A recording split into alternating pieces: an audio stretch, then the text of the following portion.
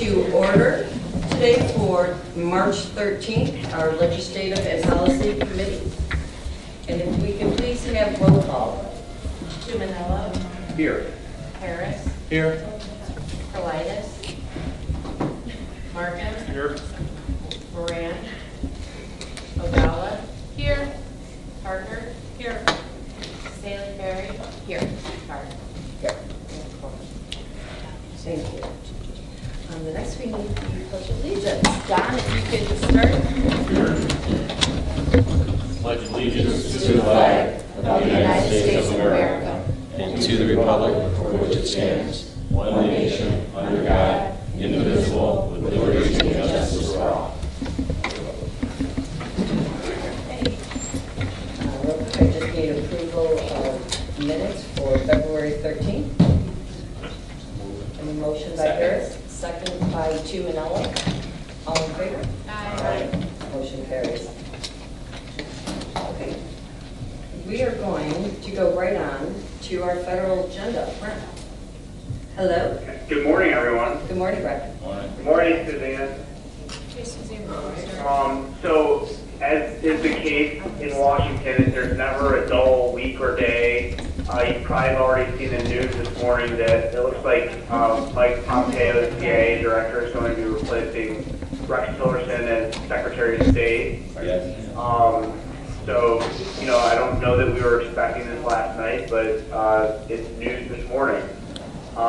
The big topics that continue to get a lot of time, and you're seeing it more and more in Congress, and you've probably gotten the sense of this through the updates that you've sent weekly through articles and analysis, is that the infrastructure package is getting a lot of time, both by the White House and Congress. I think we continue to emphasize that it is going to be a huge lift, but at the same time, Congress is holding hearings on it. The White House, continues to talk about it and hold meetings with stakeholders on it, so that all the proper steps that need to be taken for a huge effort legislatively are, really kind of lining up. The House T&I Committee Chairman Schuster, he's indicated he wants to draft a bill in the next few months, and they'll have to work with a few other committees, and then of course over in the Senate, transportation, surface transportation, and the other modes that are part of the infrastructure proposal are in several different jurisdictions, but the lead in surface transportation, the Environment and Public Works, has already said they're working on a draft, and they also want to have their own version out there. So, real work's being put into this effort. We, continue to weigh in with our delegation so they know what the priorities are. And you'll continue to see information and updates from us on this. We'll certainly be talking about it when you all come out in April, the middle of April, for your DC visit. And we're always open. If you have any questions on it, we're happy to answer those. Other big piece of legislation that likely to become law before March 3rd is the omnibus spending bill. As part of an agreement that was reached in early February to raise the spending cap, they came to an agreement on what the fiscal year 18 spending bills would look like. There's roughly $63 billion in additional domestic discretionary funding for fiscal year 18, which is really positive for a lot of the programs that we take advantage of, such as CDBG and home and pills and the opioid programs and SAMHSA and NIH and HHS, transportation formula dollars, really across the board. It's a real positive. As part of that agreement, there was $10 billion put aside for infrastructure investments. We don't know exactly how that will look until we see the legislation, but you can be assured that portions of that will go to surface transportation, to Army Corps of Engineers, et cetera. Also, as part of the side agreement, $3 billion was added both fiscal year 18 and fiscal year 19 to address the opioid epidemic, which is, you guys are on the front lines of that. You've been successful with being awarded those dollars. And I imagine, those accounts where money's been made available will be plussed up, and you'll be able to go after those additional dollars. And the same goes for NIH. A lot of that's more research-based, but they do, on occasion, work with local governments for some of those funding priorities and programs. So we're looking to get Bill. It could be in the next few days. I've also heard that it could end up getting pushed to next week, early next week. But once we see that, we'll certainly update you all on what that will look like and where your priorities are being funded at. And should be soon, but we just don't know the exact date just yet. Other than that, we're looking forward to scheduling some meetings for your Workforce Investment Board. They'll be out the last week in March. We'll begin scheduling delegation meetings with them to talk about, the good job that you all have done on the return on investment in that program and how you've really utilized it on a regional basis. And then, of course, we'll start scheduling your meeting for your trip in April, which is a little too far out to really start that process yet, but will be coming up sooner before you know it. With that being said, it's kind of the typical beginning to fiscal year 19. It's not typical in the sense that they still haven't finished 18, which, I guess it is becoming more typical, unfortunately. So at the same time, they're trying to finish up the 18 spending bills. They're rolling into 19. They're having hearings on the president's budget, which really doesn't mean a whole lot because they raised the spending caps for 19 as well. But that's taken up a lot of the appropriators' time and the authorizers' time. You probably followed that the White House had an opioid summit on March 1st. Folks from HHS, FDA, NIH, the Veterans Affairs Department were all there weighing in on how the White House is looking to address the epidemic. And at the same time, Congress was coordinated and holding hearings on addressing it, and we're marking up some bills looking to go after different areas where, there's bound to be some issues with the federal government addressing the problems, whether that's, time limit or how much a prescription can have, pill limit, waivers for Medicaid funding, et cetera. That's kind of where things stand in Washington, and we'll leave it open to you all for questions. Does anyone have any questions? Who's in at the State Department? Is the CIA director? Yeah, Mike Pompeo. Pompeo? Okay. Yeah. That's who the president is announcing the bill. So Tillerson was obviously against the tariffs and the North Korea deal? Yeah, I mean, that's kind of up in the air. I know that the president had come out against Tillerson on a few different things, and, he may have just decided he wanted to go in a different direction. You probably saw there was something that happened in England with a poisoning issue, and I think the Secretary of State may have come out in a direction that the president wasn't happy with. So it's just been. Yeah. Okay. Thank you. Did you want to go ahead and discuss that of the Tiger? Oh, yeah, thanks a lot. Sorry about that, Suzanne. So, the Tiger grant came out last week. Unfortunately, we were not awarded a grant for the interchange project. What was very obvious is that the administration in this round was heavily focused on rural projects. I believe 60% of the projects were rural projects, which is unprecedented since the program's been in place. You know, we're going to certainly debrief with the Department of Transportation to find out, you know, where the strengths and the weaknesses of the application were. It's likely that Tiger's going to be funded moving forward. You know, it looks like 18 is sitting pretty for more funding, and I certainly think we should take another stab at it. Our delegation pushed pushed a ton. I know Congressman Holtgren really spoke with DOT a bunch of times to talk about how important the project was. He was in constant contact with me. I probably talked with him or one of his staff every 3-4 weeks. I know he tried really hard to get it. I have a question for you on this. And I'm just going to say it out loud.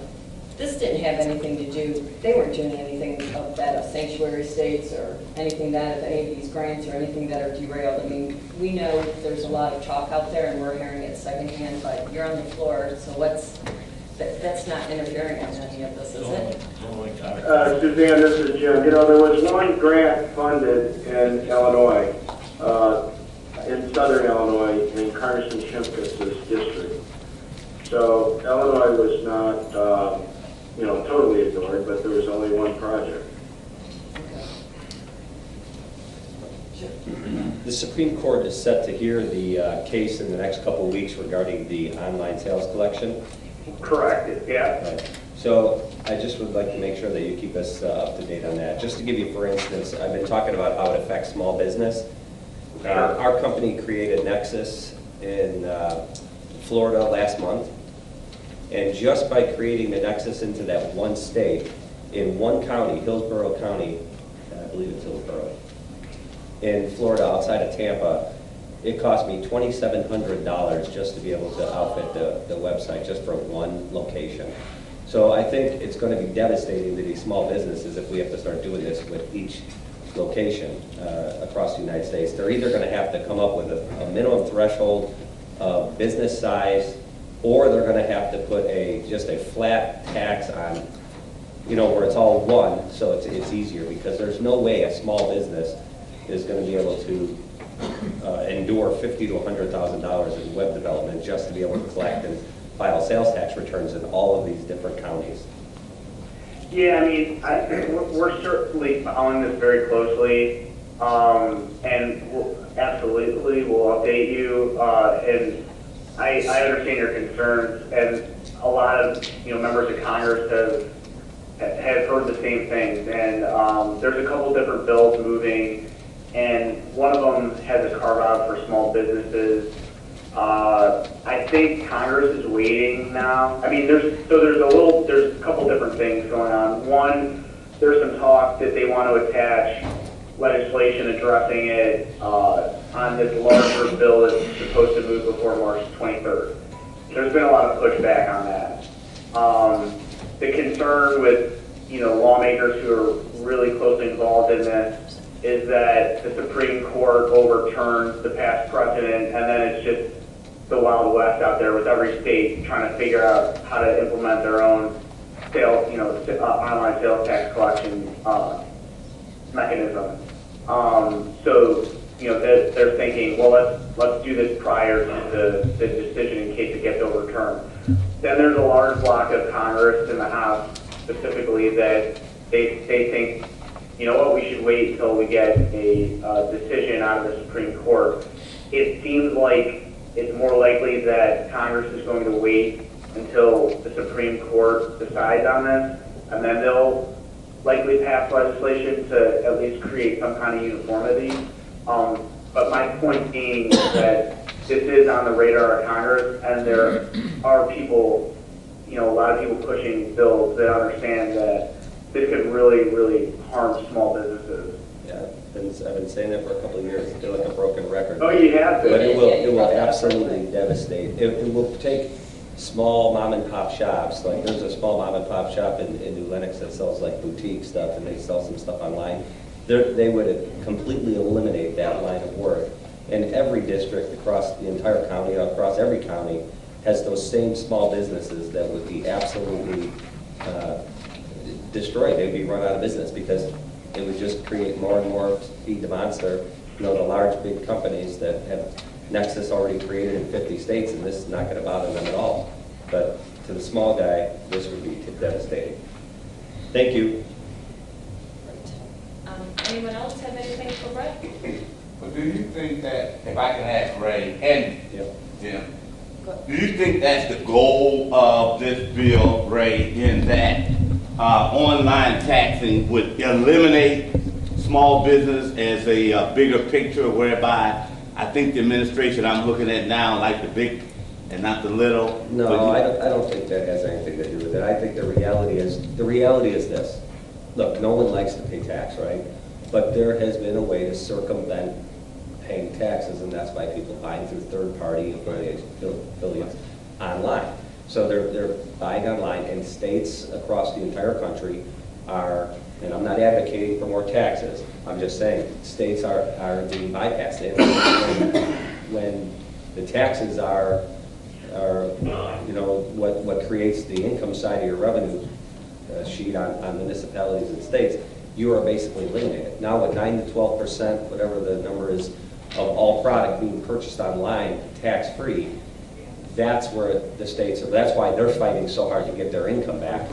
But yet, as I just pointed out, one state, you know, it's not just collect the sales tax, it's your website has to be outfitted to collect a different rate for everywhere, and it has to determine where that customer is coming from. Correct. Then, at the end of every month, by the 20th of the month, you have to file a tax return in each one of the counties that you collect sales tax in. It is, I mean, for a company like myself, No, I I pay an understand. accountant, they do the work for me, I got a web company that does the work.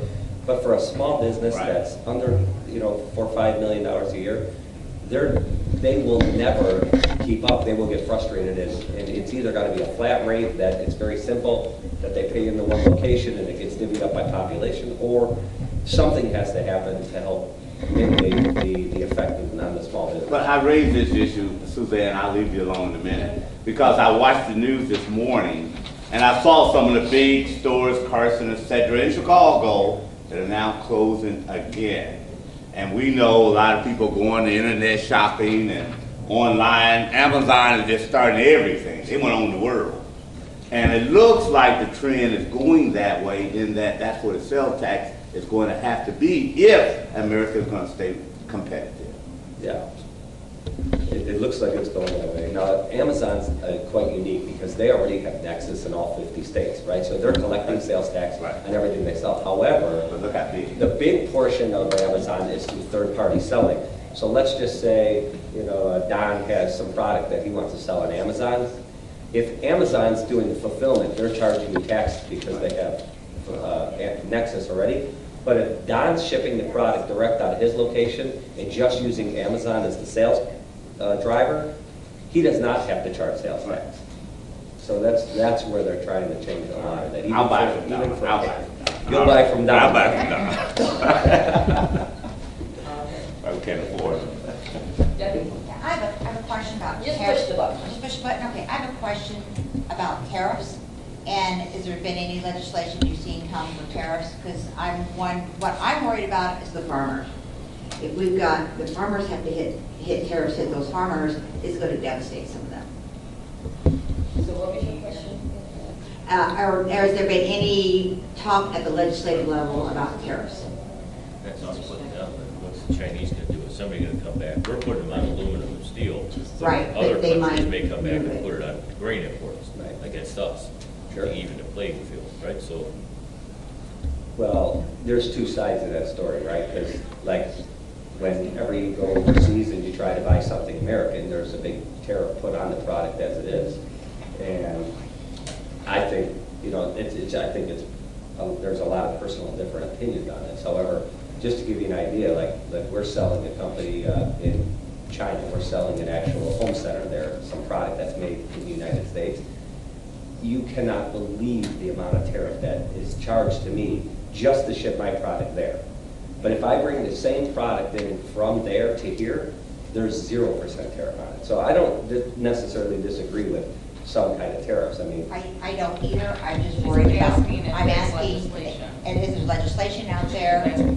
Right. Right, and there's legislation out there right now, and if there's protection, and if there is, can we see if there's protection for farmers?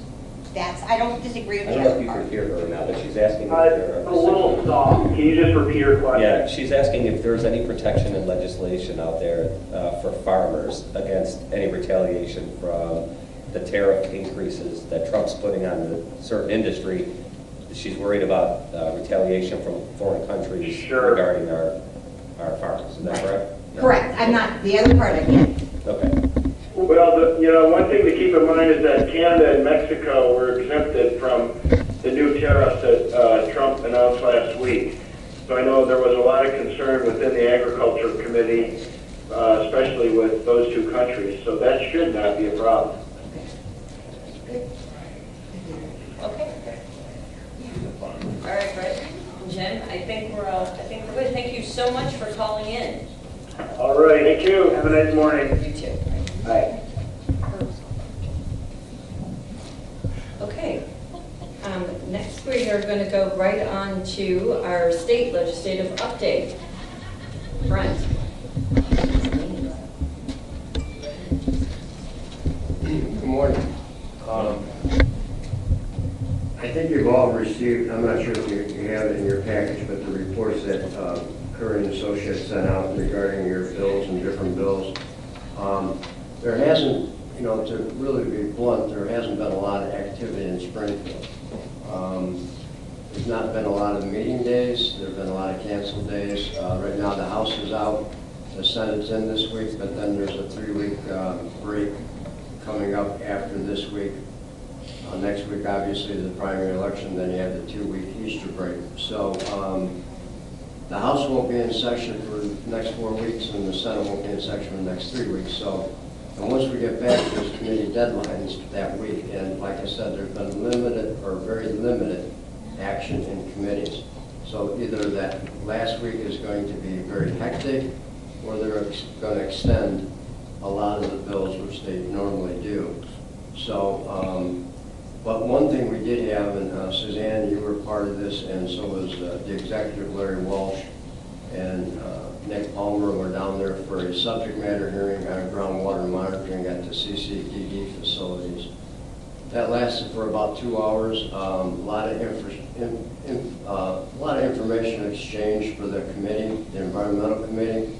No action were taken. As you know, we have a couple bills by Representative McDermott and Senator McGuire that are in the hopper. Obviously, there's a lot of pushback from the CCDD facility operators. We expected that. The agency, the EPA, the Attorney Generals were very pro that they feel that the system is probably not working to the best of its ability right now, the way it's being tested and monitored. They feel that there needs to be something changed. Of course, the owner-operators are suggesting that everything is fine.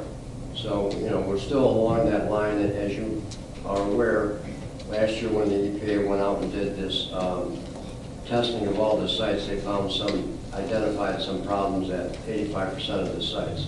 So that's what kind of started moving this ball forward. So we're still in that process. That was one movement, one thing that was done there, but you have a list of your bills. I'd be more than happy to answer any question related to any particular bills that you're interested in. Like I said, there's not a lot of action going on. It'll get busier once we get back. Being an election year, I'm not very optimistic what's going to happen. I would assume there's going to be a budget that comes out of the General Assembly. Not sure if it's going to be an agreed-to budget, but there'll probably be a budget that will come out. And I'm not sure, but they haven't even started meeting with the appropriation committees yet and discussing it. So again, I'll be happy to. Well, so the only really big, like you were saying with groundwater monitoring, which is the House Bill 4315.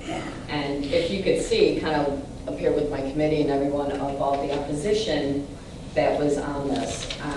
Last year, I think, in the years, since I've been on 7 years, when Lee was chair of legislative and Bob Howard, this has always been one of our bigger priorities, so everyone knows, Will County, we have the most CCDDs in the whole, the whole state.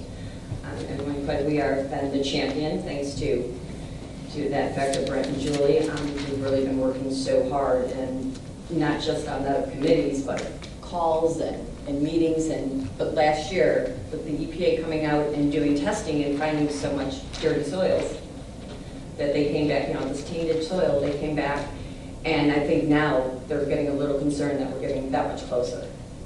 Well, I think what it did is woke everybody up that the process that was put into place.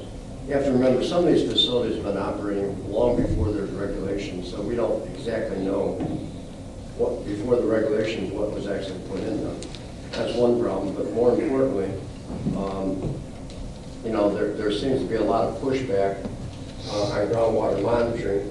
But what I think the agency and the AG's office and whatnot found out, that the limited amount of oversight on these sites has been noticed, and there needs to be a better oversight. How we get there yet is still unknown, but I think the agency's got their attention. I think everybody in the room, in particular the operators, got their attention. So they made a very, very large push to resist any changes by going out and hosting meetings, talking to they were all over the state, talking to legislators about, the problems that the EPA identified and trying to dismiss the EPA's findings. They did a very good job. They hired a bunch of engineers, consultants, and whatnot to promote that the agency didn't know what they were doing, or suggest that the agency was not accurate in their results and try to downplay. They didn't even have the engineers speak. Well, they had one. They had a geologist, and I thought there was one engineer who spoke. There's some problems out there. I'm not suggesting all sites are problematic, but the due diligence it's got to be better than what we're facing, in particular in our county where we have 8 or 9 of these facilities and potentially more. So I do think everybody woke up to this issue. Senator Resin has a bill that deals specifically with groundwater monitoring on the site in her county. She has a problematic site that's been getting some, I think it's in Sheridan, Illinois, that's been getting some attention. She's moving forward. She's become kind of an ally in this fight.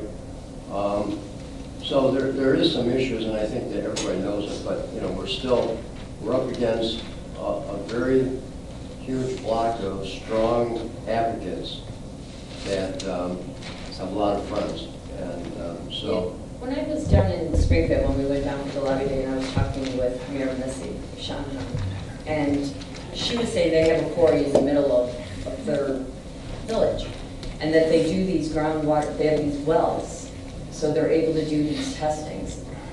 And it kind of brought me back, it circled me back to our conversation 2 years ago where we talked about possibly doing something more so on the local level.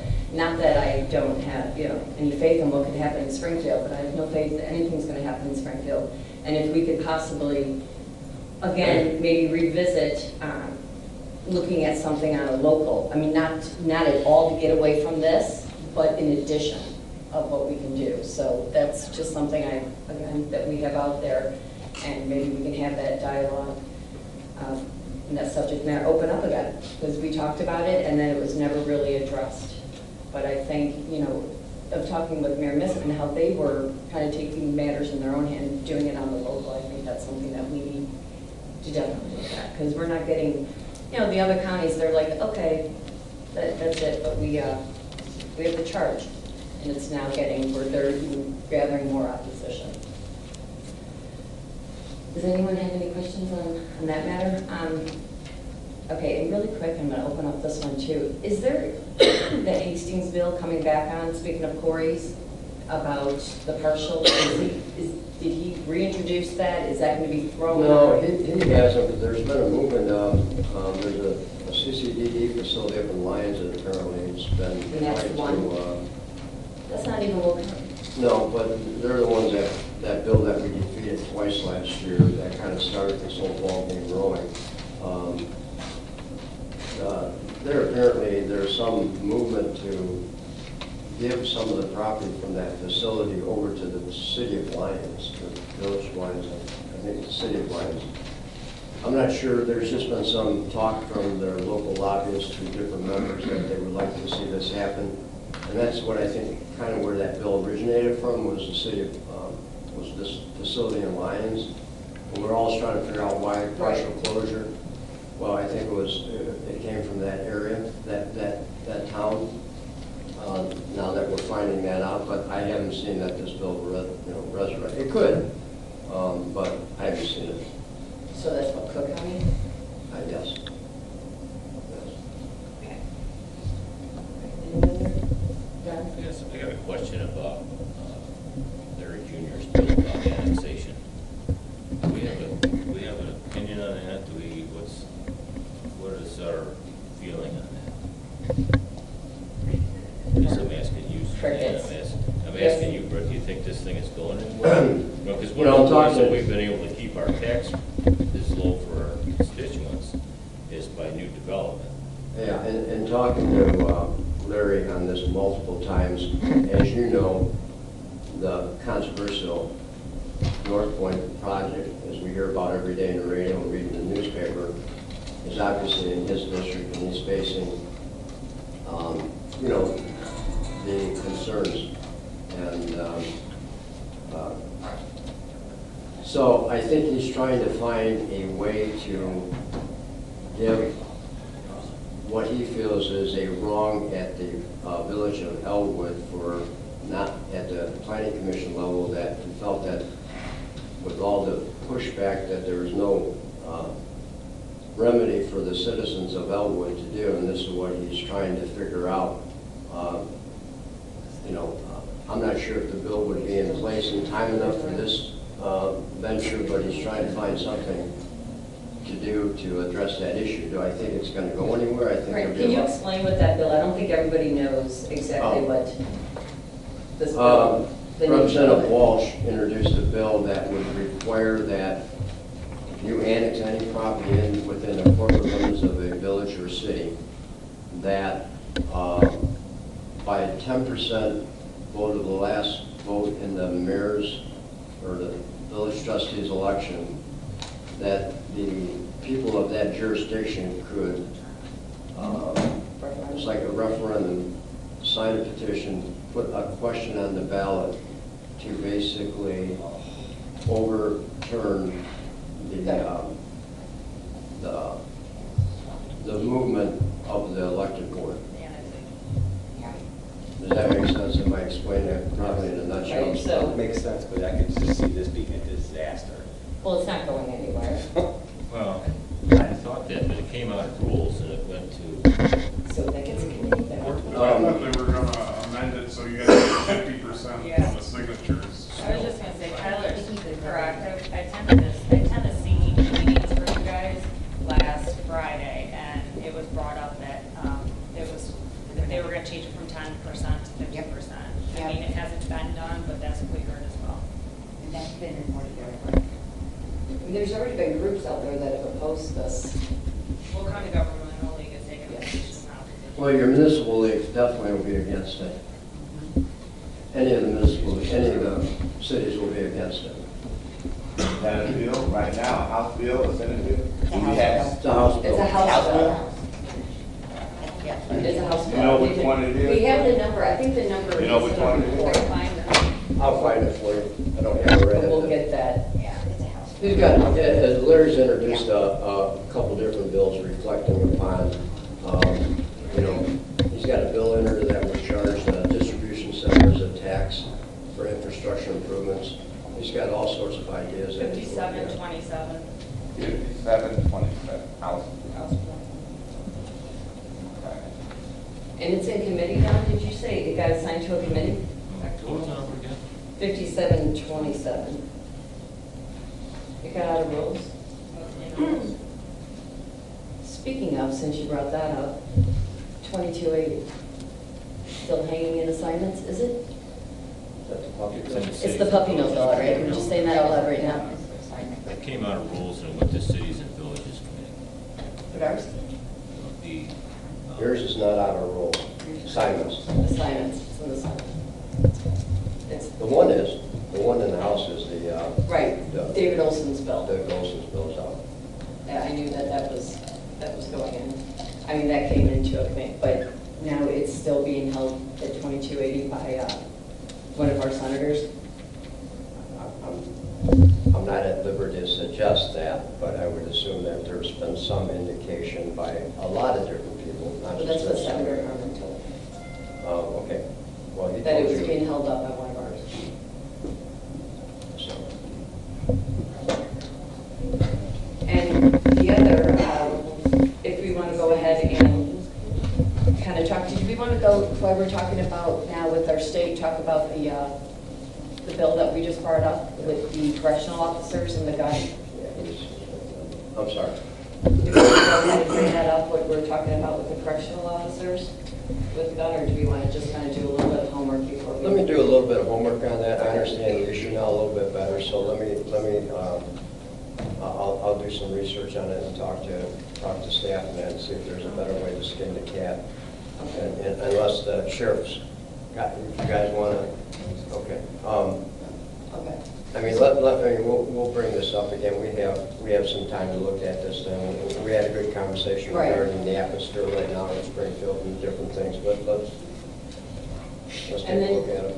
You know, I meant to ask you this before, we had talked, and this is, which I can't believe it's such a thing, with the FOIA, with the inmates in there, has there been anything of that, any bills that have ever been introduced with that of? No, because you get a lot of people upset if you start, you know, and I understand the overuse and the abuse of the FOIA system within the jail and the requests that are being made. Who's getting upset? Pardon me? People are getting upset, they get upset if we would bring that up, of how many, I mean, we had to, in fact, hire somebody just to go take care of these FOIAs. And there's nothing of that of information that, I just, whenever I'm saying it out loud, it's not right. I hear you. I understand. Okay. All right, thank you. If there's anything else, does anyone have, all right? We went down for the, I'm gonna go right on to the lobby day. We went down for the Will County lobby day. Thank you for coming in.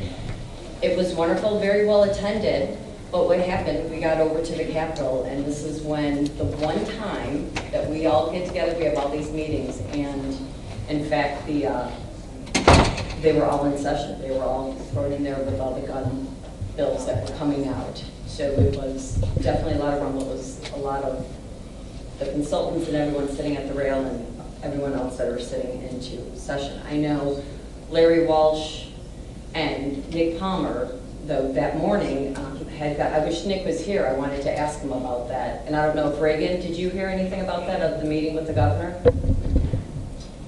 I heard Larry and Nick went and saw the governor, and Nick said something, he handed our free plan. That's about all I heard.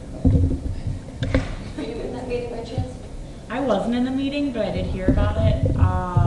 I know that Hugh was the main person from the governmental league in that meeting, and we did hand the freight plan to the governor, and Hugh told me as he was flipping through it, he landed on the page that says how much freight goes through Will County and how much GDP goes, and he sat on that. You know, you can tell when someone kind of stops fully listening. Hugh felt as though the governor kind of focused primarily on that. I think he was kind of amazed to see those numbers, so. Good. Okay, the next, if there are any questions or comments, we're going to go right on to the Illinois, our government site here to go ahead and look up bills. I know I've had a couple people had asked, you know, if we can look at these bills, so we were just going to do a quick tutorial of how we do this. Are you? Oh, sure.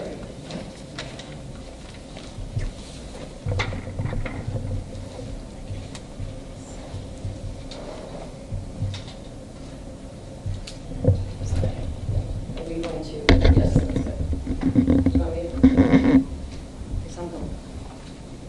You want?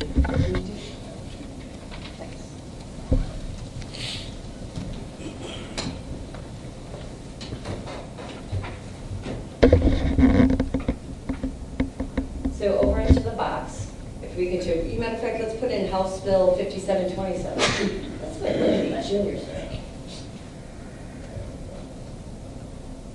Or you can put right into the, Which way you want me to go?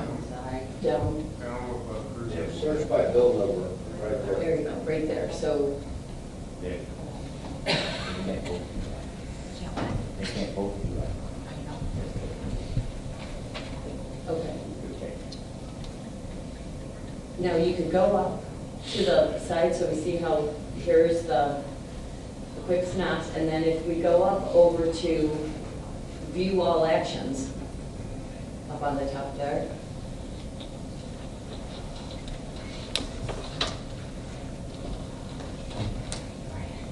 You can click on that. I am. It's not moving. It's not working. That's what you're seeing right now is real actions. This is down below, the actions. And when it was filed, first reading referred to rules and it's assigned to the Cities and Villages Committee. Right down below. That'll tell you where the bill is. You can click on Cities and Villages Committee, and it'll go to the committee, and you can go up there where it says Notice of Hearing. And right now, there's no notice of a hearing, and, it has the members, so there's nothing scheduled as of right now, because of course they're out of session. So, but this gives you, if you want to find out if you're tracking a particular bill, you would go to that bill number, and then basically, the committee it's assigned to, you could go find out if it's posted per committee, which is important. Bills are assigned to committee, but being posted means that they're going to be heard, possibly heard in committee. If that makes sense. Well, I know also, we had one of our board members had called me about the witness slips. If they wanted to go and submit a witness slip. Go back to home. Go back to dashboard. Down to the red. Right there. That's how you file a witness slip, depending on the house or home. You just have to click on if it's in the house. And it has to be posted at committee. So you want to just go down to one of the committees on the, go over to the right. See, at this time, there's no items posted, so you can't file a witness slip, but this is the procedure that you go through to get the GA dashboard, and you can walk through, and then you can file a witness slip, and kind of walk you through. It's a little more complex, but I wish there was a bill that we could.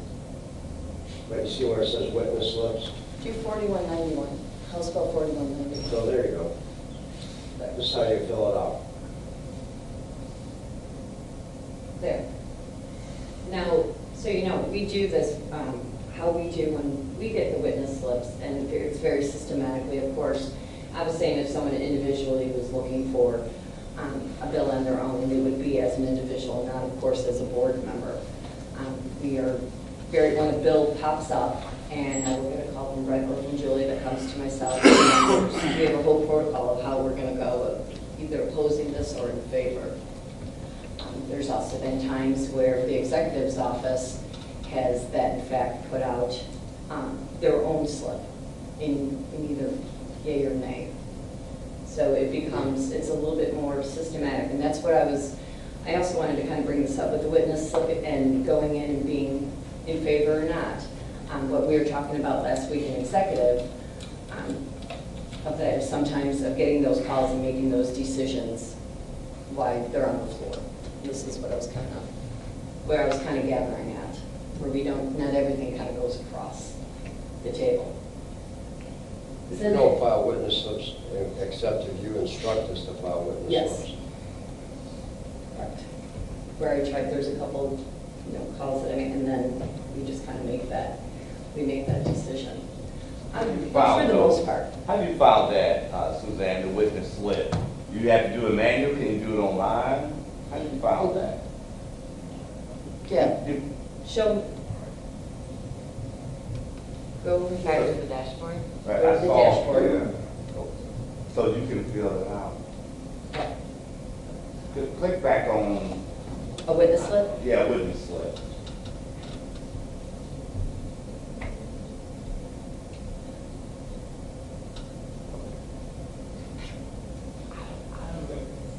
Where do we go Yeah. back? Over there to the right, To the very right. the right. That little box. Right now, Right there. over there it says witness. That's a view. You want to create one? Create a witness slip right there. Create. That's it? That's it.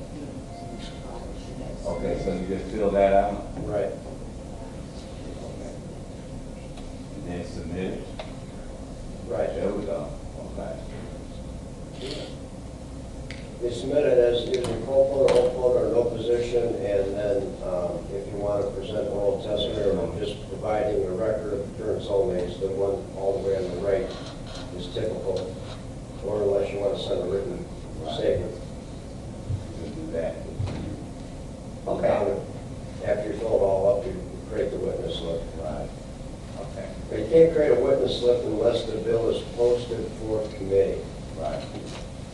So if a bill's just been assigned to a committee, you can't go on there and just create a witness slip until it's been posted to that committee for a hearing.